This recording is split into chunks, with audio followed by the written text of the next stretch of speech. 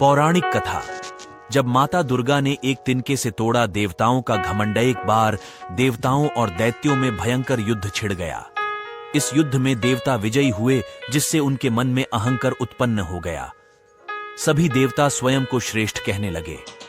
जब माता दुर्गा ने देवताओं को इस प्रकार अहंकार से ग्रस्त होते देखा, तो वे तेजपुंज के रूप में देवताओं के समक्ष प्रकट हुई।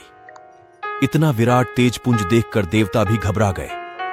तेजपुंज का रहस्य जानने के लिए इंद्र ने वायुदेव को भेजा। अहंकार में चूर होकर वायुदेव तेजपुंज के समीप पहुंचे। तेज ने उनसे उनका परिचय पूछा। वायुदेव ने कहा, स्वयं को प्राण स्वरूप तथा अति बलवान देव बताया। तब तेजस्वरूप माता ने वायुदेव के सामने एक तिनका रखा और कहा कि यदि तुम सचमुच इतने श्रेष्ठ हो तो इस तिनके को उड़ाकर दिखाओ। समस्त शक्ति लगाने के बाद भी वायुदेव उस तिनके को हिला नहीं पाए। उन्होंने वापस आकर यह बात इंद्र को बताई। तब इंद्र ने अग्निदेव को उस तिनके को जलाने के लिए भेजा, लेकिन अग्निदेव की असफल रहे। यह देख इंद्र का अभिमान चूर चूर हो गया। उन्होंने उस तेजपुंज की उपासना की।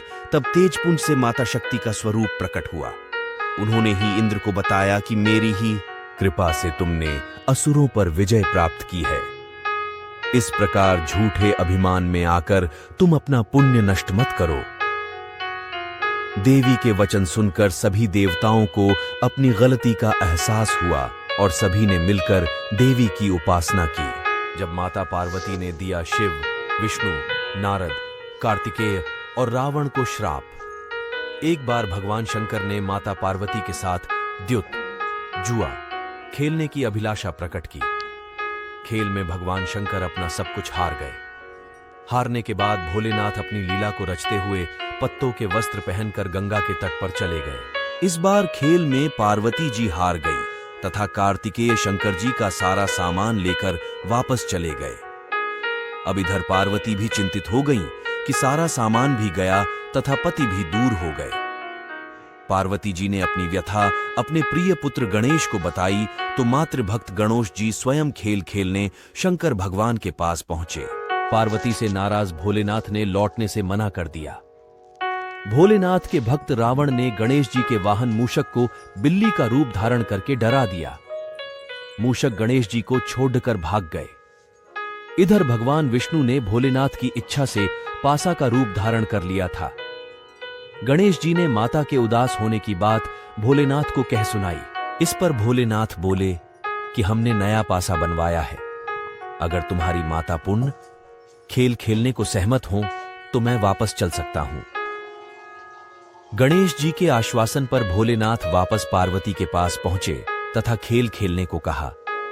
इस पर पार्वती हंस पड्डी व बोली, अभी पास क्या चीज है जिससे खेल खेला जाए। यह सुनकर भोलेनाथ चुप हो गए। इस पर नारद जी ने अपनी वीणा आदि सामग्री उन्हें दी। इस खेल में भोलेनाथ हर बार जीतने लगे। एक दो पासे फेंकने के बाद गणेश जी समझ गए तथा उन्होंने भगवान विष्णु के पासा रूप धारण करने का रहस्य माता पार्वती को बता दिया। सारी बात सुनकर पार्वती जी को क्रोध आ गया। रावण ने माता को समझाने का प्रयास किया, पर उनका क्रोध शांत नहीं हुआ तथा क्रोधवश उन्होंने भोलेनाथ को श्राप दे दिया कि गंगा की धारा का बोझ उनके सिर पर रहेगा। नारद जी को कभी एक स्थान पर न टिकने का अभिशाप मिला। भगवान विष्णु को श्राप दिया कि यही रावण तुम्हारा शत्रु होगा तथा रावण को श्राप दिया कि विष्णु ही तुम्हारा विनाश करेंगे। कार्तिकेय को भी माता पार्वती ने हमेशा बाल रूप में रहने का श्राप दे दिया।